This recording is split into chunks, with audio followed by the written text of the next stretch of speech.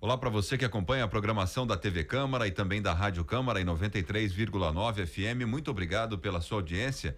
Estamos começando mais um programa Espaço Aberto e hoje recebendo aqui no estúdio da Rádio Câmara a Thaís Amadei Pegoraro, que é montanhista. Thaís, muito obrigado pela sua presença. Seja bem-vinda aqui. Obrigada. Bom dia a todos os ouvintes da TV Câmara. Interessante receber você aqui, Thaís, que é uma bauruense, né? Hoje mora fora aqui do estado de São Paulo, mora no Rio de Janeiro, mas é filha aqui de Bauru e está entre as 70 mulheres do mundo que concluíram um projeto audacioso, ambicioso, vamos dizer assim, né? O que é esse projeto, Thaís? É chamado Projeto Sete Cumes, né? É um projeto que engloba a escalada das 7 maiores montanhas de cada um dos continentes. Deixa eu puxa um pouquinho, é isso, só pra aí, tá melhorou. Bom, melhorou. Pra você ficar mais visível aí. Tá bom. E como é que foi? Como é que surgiu essa ideia? Como é que começou isso, Thaís? Tudo começou a partir de um sonho que eu tinha na minha infância, né? Morando aqui em Bauru, com esse monte de montanha que a gente tem aqui em volta, de um dia escalar o Everest. Mas esse sonho, ele foi se perdendo, ele foi ficando esquecido no decorrer dos anos e ele foi reavivado 2 anos atrás, quando eu decidi parar com a minha carreira em multinacional e montar a minha própria empresa de coaching para executivos e para carreira.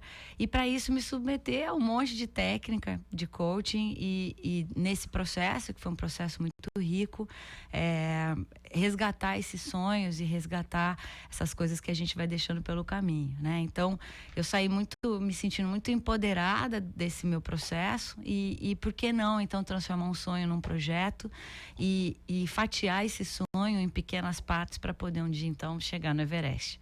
Vamos voltar um pouquinho. Você é advogada, né? Sou advogada de formação. Cheguei a advogar na área de marcas e patentes.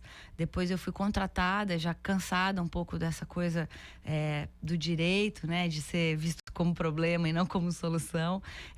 Eu fui contratada por uma empresa, uma multinacional, especializada em recrutar executivos, né? E eles contratam executivos do mercado para buscarem os seus pares, né? Então, eu passei 6 anos recrutando advogados e aí fiz uma segunda guinada de carreira, que eu não queria mais só fazer as pessoas mudarem de emprego e ganharem dinheiro, né? Todo mundo muda de emprego para ficar feliz, mas eu sentia que eu podia contribuir mais com essas pessoas, né? E aí que foi quando apareceu o coaching na minha vida e eu fiz essa guinada para ter a minha própria empresa e hoje poder trabalhar no desenvolvimento de competências desses executivos que eu recrutava. O coaching é um termo ainda novo, né? Sim. Você consegue explicar pra gente o que é? Consigo de uma forma bem simples. Coaching nada mais é do que uma metodologia que vai levar uma pessoa, ou um time, ou uma empresa de um ponto A para um ponto B. Então, nada mais é do que um processo para você alcançar seus objetivos e usar esse profissional que é o coach para ajudá-lo nesse processo. Como se fosse um treinamento ali. Nada mais é do que um treinamento, mas muito direcionado, muito objetivo, né? Ele tem começo, meio e fim, ele mensura os resultados. Então você tem a nítida percepção do ganho e do desenvolvimento nesse processo. E de que forma que o coaching influenciou nessa sua busca por esse objetivo maior? Quando você se submete a um processo de coaching, você deixa o mimimi de lado, né? A primeira coisa, você para de continuar criando aquelas velhas desculpas, né? Que a gente cria pra gente mesmo do porquê não deu, do porquê não dá, do porquê não prosseguir. E realmente passa a enxergar a sua vida como uma autorresponsabilidade sua, né? Então, no meu caso, o coaching ajudou muito nesse meu processo dos 7 cumes para me trazer mais foco, mais planejamento e mais disciplina, né? Eu, por ser uma pessoa extremamente curiosa e com bastante energia, eu desfocava, eu fazia várias coisas ao mesmo tempo, às vezes tinha a sensação que não dava conta e não tinha um fim para tudo aquilo. Então eu me centrei, né? Eu canalizei as minhas forças para atingir esse objetivo. Claro que com prejuízos em algumas outras áreas da minha vida, mas isso era o mais importante de ser feito nesse ano, né? E por isso condensar tudo num ano só, né? Para me dar mais direcionamento e mais foco. Tá, eu até, antes da gente começar a gravar, perguntei, alpinista, montanhista, aliás, perguntei se era alpinista, você me explicou que é montanhista, né? Sim, Por que montanhista? O termo genérico do esporte é montanhista, e aí você tem subdivisões dentro dessa expressão, né? Desde a escalada em rocha, a escalada em gelo, o alpinista, que é aquele que só faz as escaladas nos Alpes, e o trekker, que é a pessoa que faz as caminhadas e sobe montanha sem equipamento de escalada, mas só para fazer o trekking, né? E uma outra subdivisão são as altas montanhas. Então eu sou montanhista de alta montanha, que é considerada qualquer montanha acima de 4.000 metros. E aí a dúvida, né? Você praticava algum outro esporte antes de chegar nisso? Porque você falou que era um sonho de criança. Sim. Mas acho que você não praticou isso muitas vezes, né? Qual era o seu esporte favorito antes disso? Tênis. Chegou a jogar tênis? Joguei tênis, mas nunca fui atleta profissional e nem atleta amador em nenhum esporte, né? Como eu disse, eu sempre tive muita energia, fui curiosa, sempre me mantive ativa, né? Então, não posso dizer que eu era uma pessoa sedentária, mas eu comecei a escalar mesmo em março de 2014, né? Escalar em rocha, foi meu primeiro curso para me preparar para o Everest. Eu achava que eu precisava andar entre as pessoas do meio. Depois eu descobri que a escalada em rocha é outro esporte que no máximo me ajudou a subir o Everest em relação à exposição à altura, né? A você lidar com aquela gastura, com aquela aflição de estar num lugar extremamente exposto, mas a técnica em si da escalada em gelo é muito diferente, né? Então depois, em junho do mesmo ano, de 2015, eu fui fazer um curso de 2014, eu fui fazer um curso de escalada em gelo. Aí sim, com o primeiro contato com o esporte, né? Eu fui na Bolívia, que é aqui pertinho, com um custo-benefício bem acessível, para ver se meu corpo se adaptava à altitude, né? Fisiologicamente, não são todas as pessoas que se adaptam à altitude. A ciência ainda não explica por que eu me adapto, o João não, o Pedro sim, né? Ainda não tem essa explicação. E antes de eu gastar um dinheiro maior, eu queria ver se eu era adaptada e se eu conseguia. E foi ali que eu tive o primeiro contato com o esporte e realmente me apaixonei, porque tá no gelo e longe e na altitude é muito mágico ver, né, o quanto que a natureza é soberana e o quanto a gente é pequenininho. Então foi aí que foi apaixonante. Desses 7, o Everest é a referência, então a gente fala mais dele, né? Você disse aí nessa resposta sobre algumas dificuldades, né? Mas eu acho que não dá para resumir em 2 dificuldades só. Deve ter muita coisa, medo. Como é que foi lidar com tudo isso? Quais foram as principais dificuldades que você teve que enfrentar para chegar até lá em cima? Bom, dificuldade de toda sorte, né? Eu posso começar falando sobre a dificuldade financeira, né? Eu escolhi talvez caro, né? O pior ano da economia para fazer esse projeto. Eu não tive R$1 de patrocínio financeiro, mas eu descobri que todas as empresas me recebiam, né, para conhecer o meu projeto, achavam super legal, mas não tinham dinheiro, seja de verba de marketing ou de verba de incentivo para apostar no projeto, né? E ali eu podia ter desistido, né? Não tenho dinheiro, então vou deixar para lá. E eu descobri que pedindo trabalho, né, pedindo processos de coaching, pedindo espaço na empresa para criar alguma técnica de desenvolvimento, então as empresas se abriam para isso, né? Então foi a primeira dificuldade, a financeira. Depois foi a dificuldade da adaptação do meu corpo. Eu sou uma pessoa pequena, magra, eu precisei investir muito em treinamento específico para aguentar o tranco da montanha, né? Pra você ter uma ideia, no Everest eu perdi 10 quilos. Então, precisei ganhar esses 10 quilos para poder ir para lá, né? E eu não ganho peso fácil. Então, comer foi outra dificuldade, numa dieta de 4.000 calorias por dia, né? Então, todo mundo pergunta o que é o mais difícil de escalar a montanha. Eu sempre respondo que o mais difícil de escalar a montanha é se planejar para ela, né? É o preparo anterior. E uma vez lá, aí sim, o manejo dos equipamentos, né? Usar aquela piqueta, que é aquela machadinha, com luvas muito grandes e saber manejar um zíper, fechar uma cadeirinha de escalada com aquela luva, lembrar que o seu corpo ele precisa ser alimentado e hidratado o tempo inteiro, então a gente consome uma média de 5 a 6 litros de água por dia, porque é isso que vai ajudar você na adaptação da altitude. Aí a mulher tem toda a particularidade de ter que fazer xixi usando aquela roupa imensa, aí você tem que também criar uma facilidade para não expor seu corpo muito tempo sem a roupa ou alguma parte da pele exposta. Então, eu poderia ficar aqui horas te contando de todas as adaptações. Especificamente para o Everest, foram 60 dias, né, no Nepal. Desses 60 dias, a maior parte em descanso, porque você precisa dar para o seu corpo a chance de criar mais glóbulos vermelhos para se adaptar à altitude. Descanso antes, né? Não, descanso durante. Durante. Então, eu estava contando aqui para o nosso amigo que desses 60 dias, efetivamente, mais ou menos uns 14 você está escalando. Você está caminhando no gelo, ou escalando alguma parede, ou subindo a corda, né?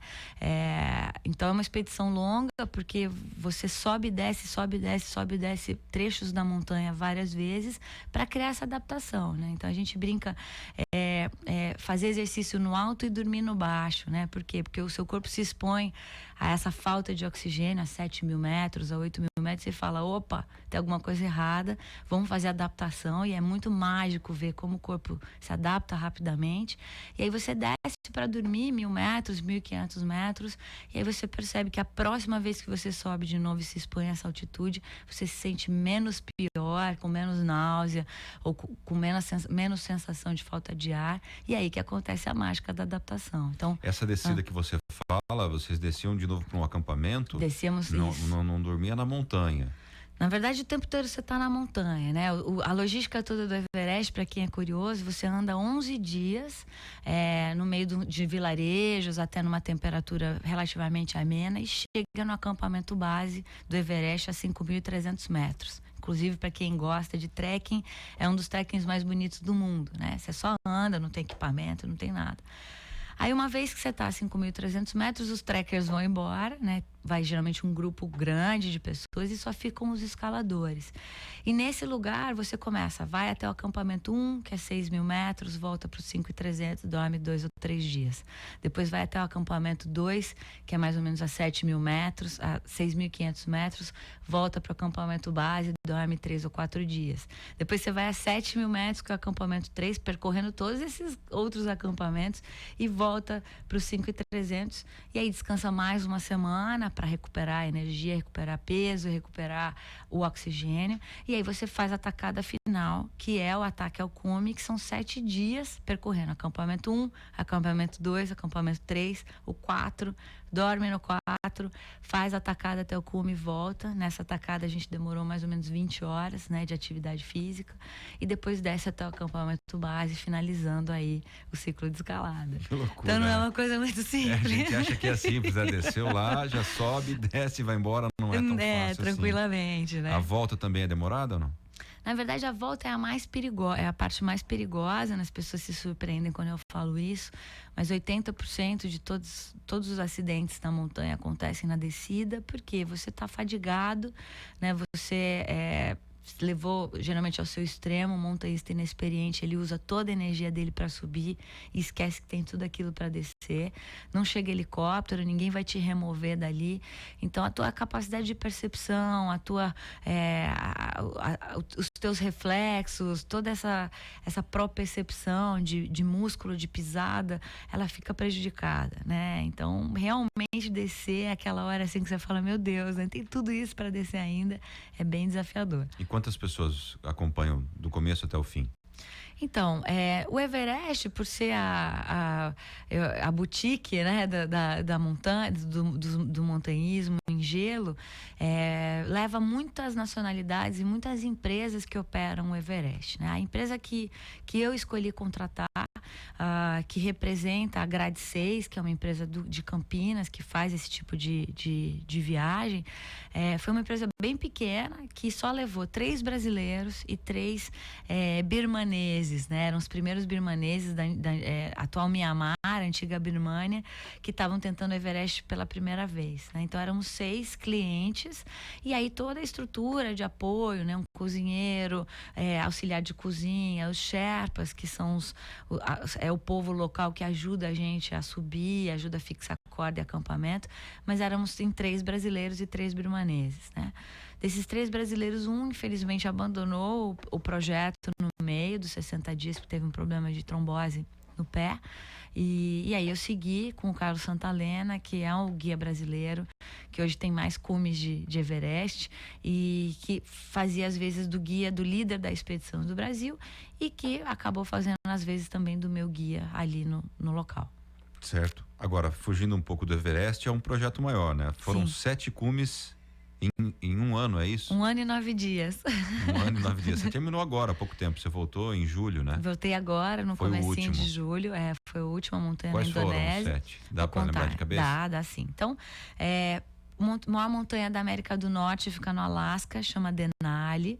Maior montanha da América do Sul fica na Argentina, chama Aconcagua. Maior montanha da Europa chama Elbrus. Maior montanha da África chama Kilimanjaro. Maior montanha do Nepal, né, da Ásia, é o Everest mesmo. A maior montanha da Oceania chama-se Pirâmide Carstens. E aí a maior montanha do Polo Sul, né, bati lá na Antártica, chama Vinson. Então, essas 7 montanhas compõem o projeto 7 Cumes. Nossa, que legal, muito legal. E apesar de você não ter voltado com nenhuma medalha de ouro, né? Agora nessa época de Olimpíadas, em que a gente até ouviu o atleta da marcha olímpica falando, né, que o capitalismo cobra a medalha, não é isso? Cobra. Você trouxe um recorde, né? Que acho que para você é mais importante do que tudo. Na verdade, não, é engraçado, né? Mais importante que tudo para mim foi voltar inteira, né? Hoje, os empresários com quem eu sento me perguntam como foi o cálculo do retorno sobre o investimento desse projeto. Eu falei que foi o cálculo da saúde, né? Eu não podia fazer um cálculo de retorno ao investimento de uma coisa que eu não sabia se eu ia voltar, nem se eu ia voltar viva inteira. Então, o mais importante para mim foi voltar, né? O recorde foi uma consequência. Eu nunca fiz esse projeto para bater esse recorde, nem sabia disso, né? Um colunista de um portal que chama extremos.com.br que divulgou isso em primeira mão. Então, isso foi o mais importante. Claro que agora, essa história do recorde, do Everest... Que é esse recorde? O recorde foi ter sido a brasileira, entre homens e mulheres, a fazer os 7 cumes mais rápido, né? Sendo que a média de todos os outros 6 foi em 10 anos. A minha foi 1 ano e 9 meses. E eu brinco que 1 ano e 9 dias, né? Eu brinco que fazer em 1 ano e 9 dias é muito mais fácil do que fazer em 10 anos, 20 anos. Acho que tem uma pessoa que fez em 20. Porque em 20 anos muita coisa acontece na sua vida, né? Os filhos acontecem, casamentos, empregos, outros compromissos. E você se manter fiel àquele projeto é muito mais desafiador do que eu, que foquei, né, a minha vida. Eu não parei de trabalhar por conta do que eu contei aqui, né, de ter tido que ir atrás da grana para realizar esse sonho. Mas, assim, a família ficou renegada, os amigos me cobravam muito. Eu treinava 8 vezes por semana, trabalhava e dormia, né? É isso que se resumiu a minha vida. Então, o recorde acho que foi da força de vontade, muito mais do que do tempo, para realizar tudo isso. E você falou aí, você até ia perguntar, como é que a família reagiu a tudo isso? Num primeiro momento, foi um choque ou não? Na verdade, no primeiro momento, eles ignoravam um pouco tudo isso, que achavam que era um devaneio, né? Uma loucura da minha cabeça.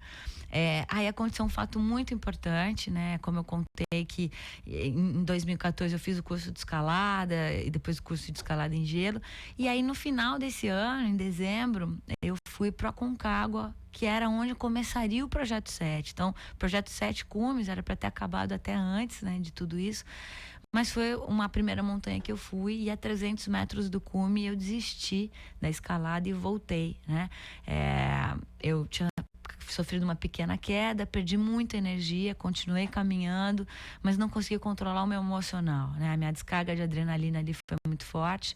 E aí chegamos num ponto em que o guia virou para mim e falou: olha, você tem 2 horas para chegar até o cume. Eu via o cume, né? Você tem 2 horas para chegar até o cume e descer. E ali eu fiz um gerenciamento de risco, né? De entender que eu teria energia para chegar, mas talvez não tivesse para voltar. Ia depender de alguém me carregar ou de tomar algum medicamento, alguma coisa. E eu sempre quis fazer a montanha de uma maneira purista, né? Então, nesse dia, quando eu decidi que eu decidi abandonar o projeto, foi o momento em que a minha família entendeu que eu tinha limite, que eu estava consciente das minhas escolhas, e aí eles começaram a serem apoiadores incondicionais desses meus devaneios, né? Então, começar o projeto com um fracasso, que foi um grande desafio para mim, né? Ali eu tive que decidir se eu queria mesmo continuar, eu tive que decidir que a minha carga de treino tinha que ser muito maior do que eu havia planejado, eu tinha que decidir que o meu foco, o meu comprometimento estavam à prova e que eu tinha que realmente me dedicar, ali foi fundamental para ganhar o apoio de todo mundo. Então, hoje eles são fãs, divulgam, torcem. A minha mãe, né, vou contar aqui uma coisa muito especial, a minha mãe me acompanhou até o Everest, ela fez o trekking até o acampamento base comigo, né? Ela tem mais de 60 anos e foi um desafio pessoal para ela também, não só pelo trekking em si, mas uma pessoa que nunca foi à altitude, chegar a 5.000 metros é um esforço, é um desafio, então isso só mostra o apoio incondicional deles e o presente que eu tive de ter uma mãe comigo no maior desafio físico da minha vida. Legal. E quais são os projetos futuros? Trabalhar, né, bastante para pagar. Continua no montanhismo? Continuo, né? Eu acho que assim, eu sou, o montanhismo está no meu coração, né? Nunca vou ser atleta profissional, não dá para viver disso, ainda mais no Brasil, ainda pouco afeito ao apoio ao esporte de uma forma geral e quanto mais esporte de risco, né? Mas tem muitos frutos para colher disso e quem sabe aí novas aventuras pela frente que eu vou contando aos poucos para não assustar a galera. Tá certo. Eu acho que 1 ano e 9 meses foi uma especialização, 9 dias, né? Foi uma especialização na sua profissão, porque qualquer empresa vai querer um coaching com essa motivacional, vamos dizer assim, do jeito que você fez com a gente aqui, né? Eu já tô animado em procurar projetos. Essa experiência que você passa é mágica, né? Então não tem como contagiar todo mundo. Eu acho que isso vai gerar muitos frutos para você, sem dúvida nenhuma. Quero agradecer a sua presença aqui, Thaís. Muito obrigado por você ter vindo aqui na Rádio Câmara. Muito obrigada pela oportunidade. Eu que agradeço e sempre que tiver novos projetos, volte aqui para contar pra gente, dividir com a gente esses momentos especiais. Venho compartilhar sim, pode deixar. Muito obrigada. Obrigado, Thaís, e obrigado a você que acompanhou essa entrevista, pela sua audiência e até a próxima.